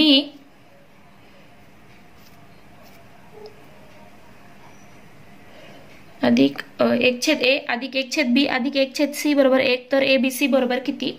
तर पहा हे कसं सोडवायचंय. तर आपल्याला इथे a चा वर्ग अधिक b चा वर्ग अधिक c चा वर्ग दिलेला आहे, म्हणजे आपण या ठिकाणी सूत्र वापरूया, a अधिक b अधिक c कंसाचा वर्ग बरोबर, तर ते आहे a चा वर्ग अधिक b चा वर्ग अधिक c चा वर्ग अधिक 2ab अधिक 2ac अधिक 2bc. हे सूत्र लिहिलं. आता पहा इथे a अधिक b अधिक c ची किंमत दिली आहे 3, 3 चा वर्ग, याची किंमत दिली आहे 6, त्यानंतर पहा अधिक 2ab अधिक 2ac अधिक 2bc. तर हे होईल 9 6 अधिक 2ab अधिक ac अधिक bc. 2 कॉमन लिहिला, तर हा 6 इकडे आणूया, 9 वजा 6 होईल, तो इकडे राहतील 2ab ac प्लस bc. अशा प्रकारे राहील. आणि इकडे होईल 3 बरोबर 2ab अधिक ac अधिक bc. हा जो 2 आहे हा इकडे जाऊन भागिले होईल, 3/2 बरोबर ab अधिक ac अधिक bc. हे मिळालं आपल्याला. तर आपल्याला पहा अजून काय दिलेलं आहे इथे, 1/a अधिक 1/b अधिक 1/c बरोबर 1 दिलेला आहे, म्हणजेच 1/a अधिक 1/b अधिक 1/c बरोबर 1 दिलंय. म्हणजेच काय मिळालं आपल्याला पहा इथे. तर याच्यात आपण छेद समान करून घेतले तर काय होईल, तर इथे होईल bc अधिक ac अधिक इथे ab बरोबर 1. म्हणजेच काय होईल, तर abc हा तिकडे जाईल गुणिले होईल आणि इकडे राहील bc plus ac plus ab. म्हणजे ही बाजू इकडे लिहिली आणि ही बाजू इकडे लिहिली. तर याची किंमत आपल्याला मिळाली abc.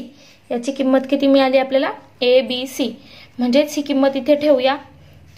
तर 3/2 बरोबर किती मिळालं आपल्याला, abc. तर आपल्याला विचारली काय किंमत आहे की abc बरोबर किती. तर abc बरोबर किती, तर पहा abc बरोबर आपलं हे आहे, abc बरोबर याची किंमत आहे, म्हणून याची किंमत बरोबर किती आली, 3/2. म्हणजेच abc बरोबर किती आलं, 3/2. म्हणजेच हे आपलं उत्तर आलं. तर फायनल उत्तर आहे 3/2.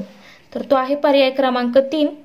म्हणून या ठिकाणी उत्तर आहे पर्याय क्रमांक 3, 3/2. पाहूया पुढचा प्रश्न, प्रश्न क्रमांक 186. खालीलपैकी सर्वात मोठी संख्या कोणती. तर पहा याच्यामध्ये काय दिलेलं आपल्याला, पहिलं दिलंय 2चा वर्गाचा वर्ग, त्यानंतर दिलाय 2चा 22वा घात, त्यानंतर 22चा वर्ग, त्यानंतर 2च्या वर्गाचा वर्ग. पहा या ठिकाणी आपल्याला हे माहिती आहे घातांकांचे नियम, a raised to n raised to m बरोबर असेल तर a raised to m into n असं असतं, n into m असं असतं. मग आता या ठिकाणी हा नियम वापरूया. तर पहा पहिल्या याच्यामध्ये काय होईल, तर इथे आहे पहिला जो पर्याय आहे 2चा वर्गाचा वर्ग म्हणजेच किती येईल 4चा वर्ग, ते येईल 16. त्यानंतर 2चा 22वा घात, तर ही संख्या खूप मोठी असणार आहे, म्हणजे 2चा 11व्या घाताचा वर्ग, म्हणजे 2चा 11वा घात त्याचा वर्ग पहा इथे आपल्याला मिळणार आहे. त्यानंतर पहा तिसरा पर्याय दिलेला आहे 22चा वर्ग, तर 22चा वर्ग आहे 484 आणि चौथा पर्याय आहे 2च्या वर्गाचा वर्ग म्हणजे पुन्हा 4चा वर्ग, तर तो येईल 16. म्हणजे हा पर्याय नाही पर्याय सारखाच आहे, म्हणजे सगळ्यात मोठी संख्या आपल्याला ही मिळेल, म्हणजेच पर्याय क्रमांक 2 हे या ठिकाणी काय आहे आपलं अचूक उत्तर आहे. सर्वात मोठी संख्या कोणती असं विचारलेलं. त्यानंतर पाहूया पुढचा प्रश्न, प्रश्न क्रमांक 187. पहा याच्यामध्ये काय विचारलंय, इफ इथे काय विचारले पहा, जर 2x चा घन वजा 4x अधिक 5 या बहुपदीस x अधिक 2 ने भागले तर बाकी व भागाकार अनुक्रमे काय येतील. तर पहा काय येतील, तर पहा या ठिकाणी संश्लेषक भागाकार पद्धतीने भागून पाहूया. 2 वजा 4 या ठिकाणी x वर्गाची टर्म दिलेली नाहीये, म्हणजे या ठिकाणी 0 आहे x वर्गाची टर्म. त्यानंतर x ची दिलेली आहे वजा 4, त्यानंतर कॉन्स्टंट टर्म म्हणजे स्थिर पद ते आहे 5. पहा या ठिकाणी हा 2 जसा तसा खाली लिहायचा आणि इथे x अधिक 2 ने भागलेला आहे, भागायचा आहे म्हणून इथे वजा 2 लिहायचा, अधिक 2 असेल तर इथे वजा 2, तिथे बेदूने 4 वजा 4 हे वजा 4 होतील, तर यांची बेरीज घ्यायची वजा 4 गुणिले वजा 2 वजा वजा अधिक 8, त्यानंतर 8 वजा 4 यांची बेरीज झाली 4, तर 4 गुणिले वजा 2 पुन्हा वजा 8, या ठिकाणी बेरीज केली तर वजा 3 एवढी काय राहिली आपली बाकी. पहा वजा 3 असलेली बाकी असलेली पर्याय क्रमांक आहे फक्त पर्याय क्रमांक 1. पहा या ठिकाणी बाकी आली वजा 3. त्यानंतर भागाकार किती आलेला आहे पहा, तर भागाकार आलेला आहे 2x चा वर्ग, इथे 3 टर्म आहेत म्हणजे ही असणार आहे कॉन्स्टंट, इथे असेल x आणि इथे असेल x चा वर्ग, 2x चा वर्ग वजा 4x अधिक 4 हा आला भागाकार आणि हा आहे पर्याय क्रमांक 1, म्हणून या ठिकाणी पर्याय क्रमांक 1 हे आहे आपला अचूक उत्तर. पहा या ठिकाणी पहा पुढचा प्रश्न आहे प्रश्न क्रमांक 188. जर या ठिकाणी पहा काय दिलंय, जर 5.2/3, 5.6, 5.11/12, 5.1/4 यांना अनुक्रमे ABCD असे संबोधित केले. पहा पहिला आहे 5.2/3 याला A म्हटलंय, त्यानंतर अनुक्रमे म्हटलंय म्हणजे नंबरनुसार, त्यानंतर 5.6 ला या ठिकाणी B म्हटलंय, त्यानंतर 5.11/12 ला C म्हटलंय आणि 5.1/4 ला D म्हटलंय.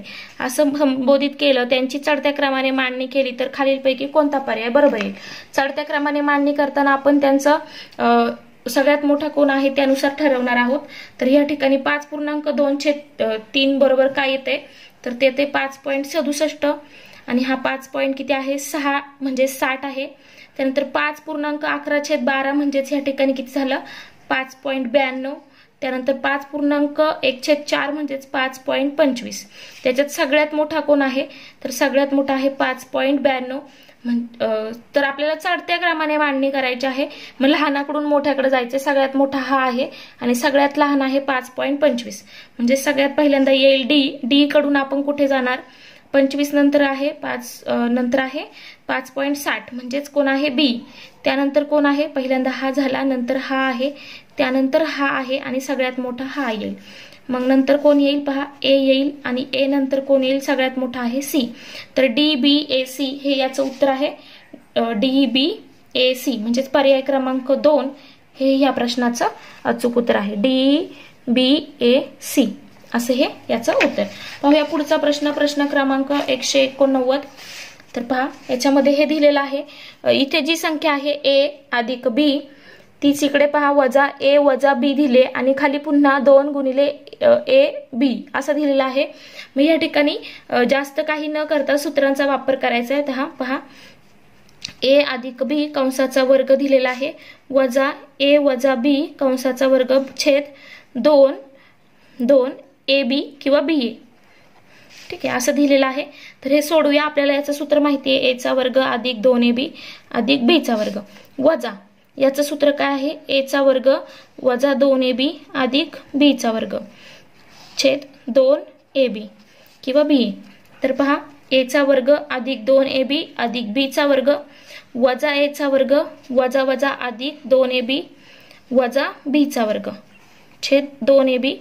तर पहा, b चा वर्ग अधिक b चा वर्ग वजा b चा वर्ग कॅन्सल झाले. त्यानंतर अधिक a चा वर्ग वजा a चा वर्ग कॅन्सल झाले. 2ab अधिक 2ab 4ab झालं छेद 2ab. तर ab कॅन्सल, बे दुने 4 म्हणजेच उत्तर आलं 2. याची किंमत किती मिळाली आपल्याला, 2. तर याची किंमत 2 मिळाली. आणि आपल्याला पहा इथे काय विचारलंय, ही सगळी टर्म +1 म्हणजे ही टर्म +1, इथे +1 जर केला आपण +1 तर +1 +1 +1 +1 म्हणजे फायनल उत्तर आलं आपलं 3. फायनल उत्तर किती आहे, 3. पहा इथे +1 एक्स्ट्राच आहे म्हणून उत्तर आहे 3. पर्याय क्रमांक 4, 3 हे याचं अचूक उत्तर. पाहूया पुढचा प्रश्न, प्रश्न क्रमांक 190.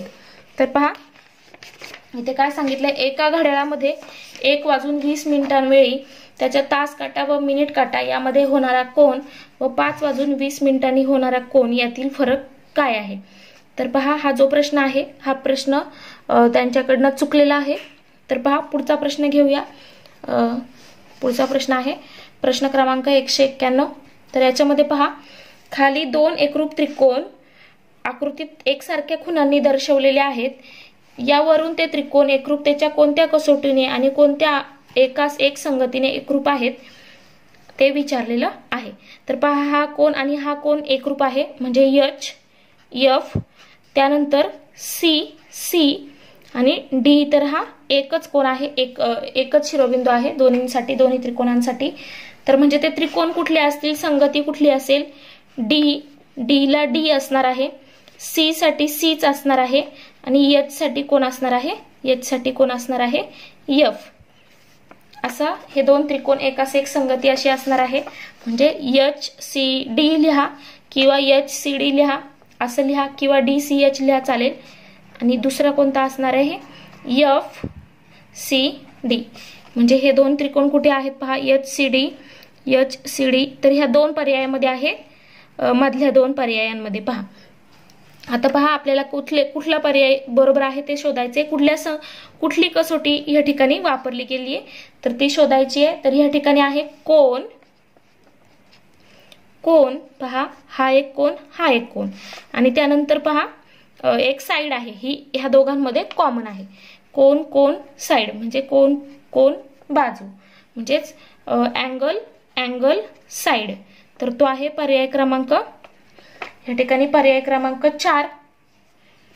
DCH DCF हे ह्या पर्यायामध्ये आहे आणि अँगल साइड म्हणजे हे फक्त एक मेव पर्याय तयार होते, ते आहे पर्याय क्रमांक 4. म्हणून या ठिकाणी पर्याय क्रमांक 4 राईट आहे, अँगल साइड. ओके, पाहूया पुढचा प्रश्न, प्रश्न क्रमांक 192. तर 192 नंबरच्या प्रश्नामध्ये काय विचारलेलं आहे पहा, की रेषा L, M, N ह्या एकमेकांना कशा आहेत, समांतर आहेत म्हणजे पॅरलल आहेत. त्यानंतर रेषा P आणि Q आणि R ह्या सुद्धा कशा आहेत, समांतर आहेत. तर आकृतीत दाखवल्याप्रमाणे हे सगळे छोटे जे कोन आहेत, त्यानंतर कोन C बरोबर काय येईल. तर पहा काय येईल, तर या ठिकाणी कोन C पहा या ठिकाणी आहे, त्याचप्रमाणे इथे D आहे म्हणजेच कोन D पण त्याच्याबरोबर येईल, त्याच्याच बरोबर अजून कोण येईल, बरोबर कोन E येईल, असे हे येतील. तर पहा उत्तरात कुठे D आणि E कुठे आहे, D आणि E आहे पर्याय क्रमांक 3 मध्ये. पर्याय क्रमांक कोन D आणि कोन E म्हणून या ठिकाणी याचं उत्तर आहे पर्याय क्रमांक 3. पाहूया पुढचा प्रश्न, प्रश्न क्रमांक 193.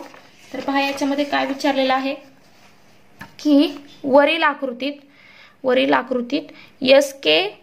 SK RM आणि PVLN हे समांतरभुज चौकोन आहेत. त्यानंतर कोन PTS बरोबर x°, तर x बरोबर किती, म्हणजे हा x°चा कोन इथे किती तयार होईल तर ते आपल्याला या ठिकाणी विचारलेला आहे. तर तो किती अंशाचा होतोय पाहूया. या ठिकाणी सॉल्व कसं करायचंय, तर पहा या ठिकाणी काय आहे, हे दोन समांतरभुज चौकोन आहेत. कोण? एस एम म्हणजेच एस के आर एम आणि हा एक जो इकडे होतोय तो एक आणि इकडे होतोय तो एक.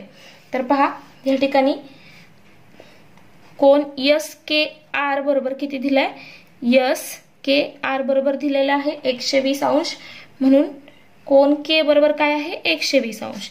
त्यानंतर काय दिलंय, कोण एस एम आर बरोबर किती होईल 120 अंश, म्हणजेच कोण एम बरोबर 120 अंश होईल. हा कोण 120 अंशाचा होईल कारण तो कोण काय, तो चौकोन कसा आहे समांतरभुज, कारण तो चौकोन कसा आहे समांतरभुज चौकोन आहे म्हणून.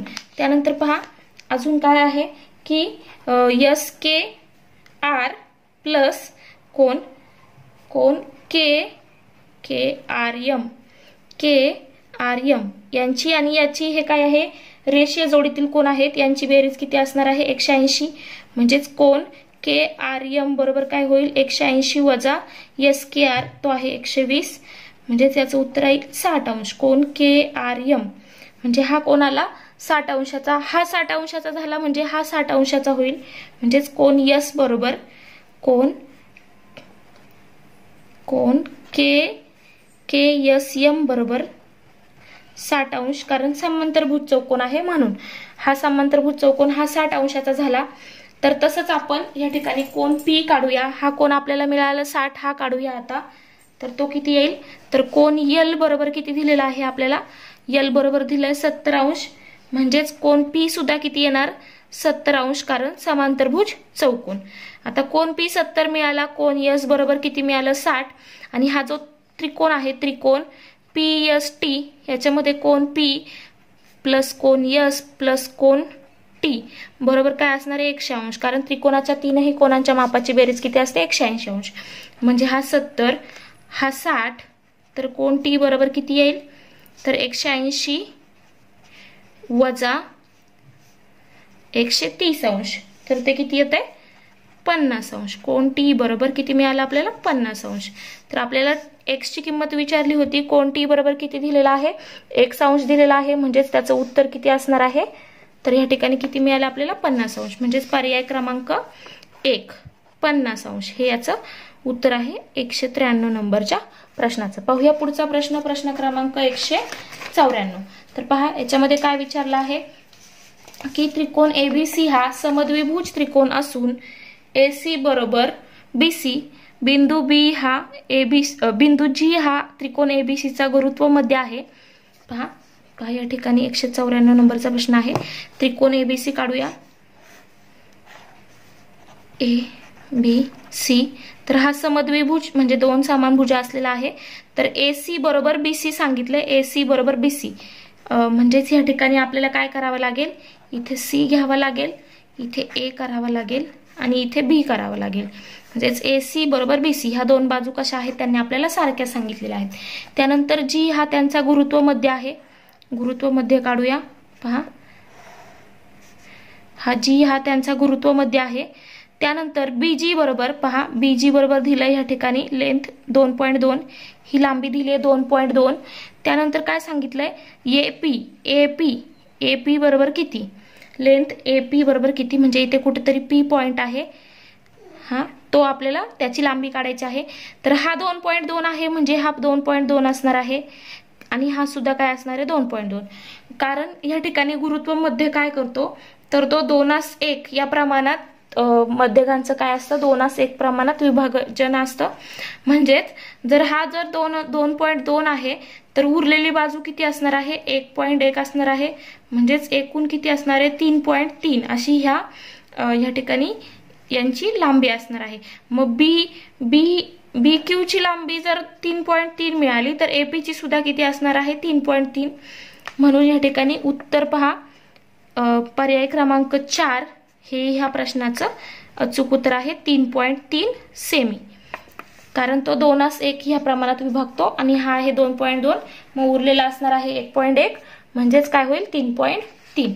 पाहूया पुढचा प्रश्न, प्रश्न क्रमांक 195. तर याच्यामध्ये काय विचारलंय की एका इमारतीला 0.5 मीटर त्रिज्येचे व 3.5 मीटर उंचीचे वृत्तचिती आकाराचे 8 खांब आहेत. तर सर्व खांबांना दर चौरस मीटरला 50 रुपये प्रमाणे रंगवण्यासाठी येणारा खर्च बरोबर किती? तर पहा या ठिकाणी आपल्याला वृत्तचिती आकाराचे खांब आहेत, ते किती? वृत्तचिती आकाराचे. तर या ठिकाणी पहा पहिल्यांदा काय इमारत आहे आणि ह्या वृत्तचितीच्या आकाराचे 8 खांब आहेत. हे ह्या ठिकाणी आपल्याला त्यांचं माप दिलेलं आहे. तर सर्व खांबांना किती खर्च येईल रंग देण्यासाठी ते विचारलेलं आहे. तर हे सोडवायचंय कसं पहा. सगळ्यात आधी काय करूया, वक्र पृष्ठफळ, वृत्तचितीचे वक्र पृष्ठफळ बरोबर काय येईल? तर ते येईल 2 पाय r वर्ग h. तर हे पहा 2 गुणिले 22/7 गुणिले r किती आहे? 0.5 त्याचा वर्ग आणि h आहे 3.5. तर पहा 2 गुणिले 22/7 गुणिले 0.25 गुणिले 3.5. तर इथे पहा हे सॉल्व केल्यानंतर तर आपल्याला मिळेल 2 गुणिले 22/7 गुणिले 0.875. त्यानंतर पहा या ठिकाणी वरच्यांचा गुणाकार केला तर 38.5 होईल, खाली येतील 7, तर ते होईल 5.5 मीटर क्यूब. आता हे मीटर क्यूब मध्ये आलं, पण आपल्याला चौरस मीटर मध्ये दिलेलं आहे. याला चौरस सेमी मध्ये कन्वर्ट करूया. तर ते होईल 550 चौरस सेमी. किती? 550 चौरस सेमी. म्हणजे याला काय केलं आपण 100 ने गुणलं, म्हणजे चौरस सेमी मध्ये कन्वर्ट झालं चौरस सेमी. आता हे 550 गुणिले 8 करूया, कारण असे एकूण किती? हे एका खांबाचं या ठिकाणी वक्र पृष्ठफळ झालं एका खांबाचं. असे आपल्याला एकूण 8 खांब दिलेले आहेत. म्हणजे एकूण 8 खांब बरोबर किती येईल? तर ते येईल 4400. म्हणजे या ठिकाणी 4400 हे या ठिकाणी आपलं उत्तर येईल, पर्याय क्रमांक 2. पाहूया पुढचा प्रश्न. प्रश्न क्रमांक या ठिकाणी प्रश्न क्रमांक आहे 196. तर पहा 196 याच्यामध्ये काय विचारलेलं आहे की चौकोन ABCD हा समलंब चौकोन ABCD हा समलंब चौकोन असून AD पॅरलल टू BC व AB आणि CD हे कसे आहेत? एकरूप आहेत. DF लंब आहे BC ला. DF बरोबर 5 दिलंय, DF बरोबर 5, AD बरोबर किती दिलंय? 40. तर ह्या चौकोनाचं ABCD चा एरिया म्हणजे क्षेत्रफळ बरोबर किती असेल? तर पहा हे कसं फाइंड करायचंय. तर या ठिकाणी एरिया ऑफ ट्रायंगल ABCD बरोबर काय येईल? तर आपल्याला माहिती आहे सूत्र 1/2. या ठिकाणी पहिली बाजू समजा ही आहे A आणि ही दुसरी असेल आणि गुणिले h, ह्यांची बेरीज गुणिले h. तर पहा या ठिकाणी सगळ्यात आधी आपल्याला या ठिकाणी जर आपण लंब टाकला, या ठिकाणी सुद्धा लंब टाकला तर तो सुद्धा 5 सेमी लांबीचा असणार आहे. आणि या ठिकाणी काय होईल? तर 45, 45 आणि 90 असा कोन तयार होईल. इथे 90 अंशाचा झालाय तसा 45, 45 आणि 90. तर पहा म्हणजेच आपण ते जर पायथागोरसच्या प्रमेयाने सॉल्व केलं तर आपल्याला ही बाजू काय मिळेल? तर ही बाजू 5 मिळेल, ही पण 5 मिळेल. म्हणजेच त्याच प्रकारे इथे जर 5 मिळाली तर इथे पण 5 मिळणार आहे. तर आपल्याला माहिती आहे AD पॅरलल टू BC आहे. म्हणजे इथून जर ह्या ठिकाणी लंब टाकला तर ही आणि ही बाजू होईल, ही होईल इथे 40, ही 5 आणि ही 5. म्हणजे BC बरोबर आपल्याला मिळेल, BC बरोबर किती मिळेल? 40 आणि या ठिकाणी हे 5 आणि 5 10, म्हणजे 40 अधिक 10 50. BC बरोबर आपल्याला मिळेल 50. मग आता ही किंमत इथे ठेवूया. तर 1/2 गुणिले A ही बाजू आपल्याला माहिती आहे ती आहे 40, B ही किती मिळाली? 50 गुणिले हाईट किती आहे? तर 5 आहे. म्हणजे आता हे सॉल्व करूया, किती मिळते पहा. तर 1/2 गुणिले 90 गुणिले 5. तर इथे येईल 45 गुणिले 5. तर ते येईल 225. म्हणजे याचं क्षेत्रफळ किती आलं? 225. या ठिकाणी याचं क्षेत्रफळ आलं. पर्याय क्रमांक 3. पर्याय क्रमांक 3. पहा त्यानंतर पाहूया पुढचा प्रश्न. पहा काय सांगितलंय. एका त्रिकोणाच्या 3 भुजा 13 सेमी, 14 सेमी, 15 सेमी लांबीच्या आहेत. सर्वात मोठ्या भुजेवरील लंब उंची किती सेंटीमीटर असेल? तर असा हा प्रश्न आहे. त्यासाठी पहा या ठिकाणी आपल्याला त्रिकोणाचं क्षेत्रफळाचं सूत्र माहिती पाहिजे. त्यानंतर अर्धपरिमिती लागेल. पहा 197 नंबरचा प्रश्न आहे हा. त्रिकोणाचे क्षेत्रफळ बरोबर काय आहे? 1/2 पाया गुणिले उंची. तर पहा आता आपल्याला या ठिकाणी पाया माहिती आहे, म्हणजे ह्या भुजेवर काढायचे, सगळ्यात मोठ्या भुजेवर, म्हणजे सगळ्यात मोठी भुजा आहे 15 सेमीची, तर तो आपण पाया घेऊ शकतो. पण आपल्याला उंची माहित नाहीये, तर ती लंब उंची तर आपल्याला काढायची आहे, म्हणून याला समीकरण 1 म्हणूया. आणि आपल्याला काय माहिती आहे अजून की अर्धपरिमिती बरोबर, अर्धपरिमिती, त्रिकोणाची अर्धपरिमिती बरोबर S बरोबर काय असतं? A अधिक B अधिक C छेद 2, म्हणजेच सगळ्या बाजूंची बेरीज. तर ती आहे 13 अधिक 14 अधिक 15 छेद 2, कारण आपल्याला त्या तीनही बाजू दिलेल्या आहेत 13, 14, 15. तर ते 42 भागिले 2 म्हणजेच किती? 21 सेंटीमीटर. 21 सेंटीमीटर अर्धी परिमिती आली. तर आता क्षेत्रफळ, या ठिकाणी क्षेत्रफळाचं सूत्र आहे, अजून एक सूत्र आहे ते आपल्याला माहिती आहे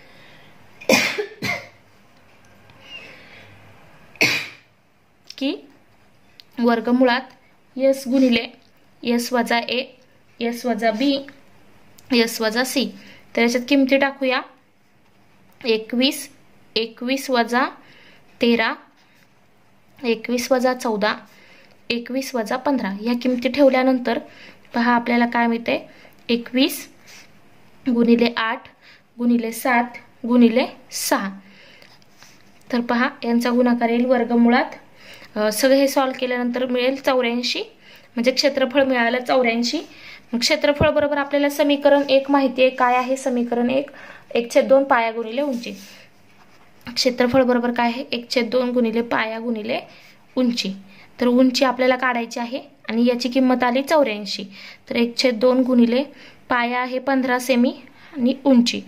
तर पहा उंची काढायची आहे, याला इकडे नेऊया. 84 गुणिले 2 भागिले 15 बरोबर काय येईल? उंची. हे सॉल्व केल्यानंतर पहा काय मिळतंय? तर ते मिळेल 11.2 सेमी, म्हणजेच उंची किती मिळाली आपल्याला? 11.2 सेमी. हा आहे पर्याय क्रमांक 2, 11.2 सेमी. म्हणजेच या ठिकाणी उत्तर आहे 11.2, पर्याय क्रमांक 2. या ठिकाणी हे आहे उत्तर. पाहूया पुढचा प्रश्न, प्रश्न क्रमांक, या ठिकाणी प्रश्न क्रमांक 198. दसादसे 5.1/2% दराने एका रकमेचे 2.423 वर्षाचे सरळ व्याज 1100 रुपये आहे. तर ती रक्कम खालीलपैकी कोणती असेल? तर पहा व्याजावरती, सरळ व्याजावरचा प्रश्न. तर सरळ व्याज बरोबर काय असतं या ठिकाणी? तर P गुणिले N गुणिले R छेद 100. तर सरळ व्याज किती सांगितले? 1100 रुपये. त्यानंतर P किती दिलेला आहे आपल्याला? तर P ची किंमत आपल्याला काढायची आहे. P तसंच ठेवूया, म्हणजेच या ठिकाणी ती रक्कम किती असेल विचारले, म्हणजेच P ची किंमत काढायची आहे. N म्हणजे किती वर्षासाठी आहे? तर हे पहा 5.1/2% दराने दिलेला आहे, तो रेट आहे. आणि हे आहे N. तर N बरोबर 2.423 दिलेला आहे. 2.423 हे सॉल्व केल्यानंतर 2.17 असणार आहे. म्हणजेच या ठिकाणी 2.17 गुणिले R किती दिलाय? 5.1/2 म्हणजे 5.5 छेद 100. तर ह्या 100ला इकडे नेऊया, तर ते होतील 1100 आणि त्यावर 2 शून्य हा तिकडे जाऊन गुणिले होईल. P गुणिले या ठिकाणी 2.17 गुणिले 5.5. आपल्याला P ची किंमत काढायची, याला सुद्धा इकडे नेऊया.